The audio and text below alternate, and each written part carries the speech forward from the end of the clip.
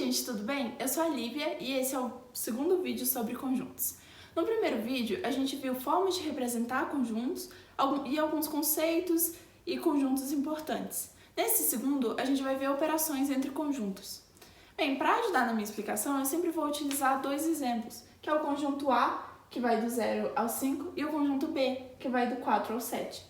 Bem, na união de conjuntos, o resultado dessa operação vai ser todos os elementos que pertencem a A ou que pertencem a B.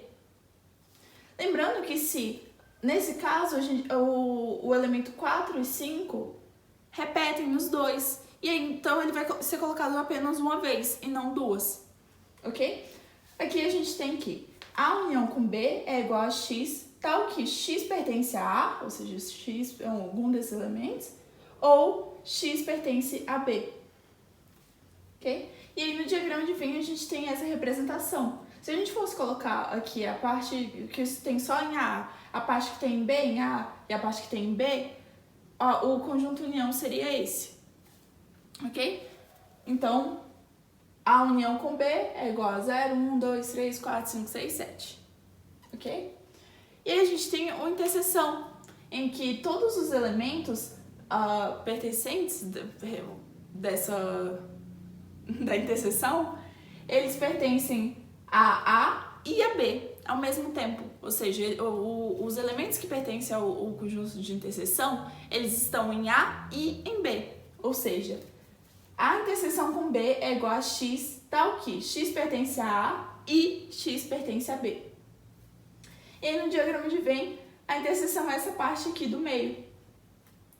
E a interseção com B é igual a 4 e 5, conjunto 4 e 5. E por último a gente tem a diferença, em que o conjunto da diferença vai ser composto por elementos que possuem um conjunto, mas não possuem outro.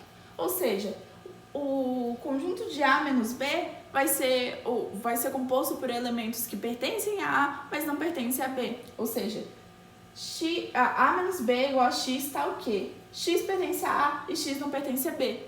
Da mesma forma que B menos A é igual a X tal que X pertence a B e X não pertence a A. E essas são as representações gráficas, em que a parte pintada é o resultado das operações. Nesse caso aqui, A menos B vai ser composto pelos elementos 0, 1, 2 e 3. E B menos A pelos elementos 6 e 7. E aí a gente tem a complementar dos conjuntos, que nada mais é do que esse resultado. Como assim? Se B está contido em A, então A menos B é igual ao complementar de B em relação a A, ou seja, é igual aos elementos que B não tem em relação a A. E aí a forma de representar pode ser por esse Czinho, com um B e o A aqui, um B e uma linha em cima, e o B com uma linha em cima. E aí é igual a X, tal que X pertence a A e X não pertence a B, que é igual a A menos B. Ou seja, os números que B não possui, os elementos, aliás, que B não possui, mas que A possui. E para terminar, eu queria falar do princípio da inclusão e exclusão, que é utilizado para saber a quantidade de elementos que tem na união de alguns conjuntos. Aqui nesse caso a gente tem a união de A com B, e para descobrir a quantidade de elementos que a união de A com B tem, a gente faz que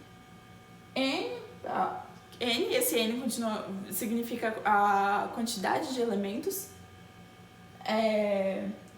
da união de A com B é igual a soma dos elementos de A com a soma dos elementos de B menos a interseção de A com B.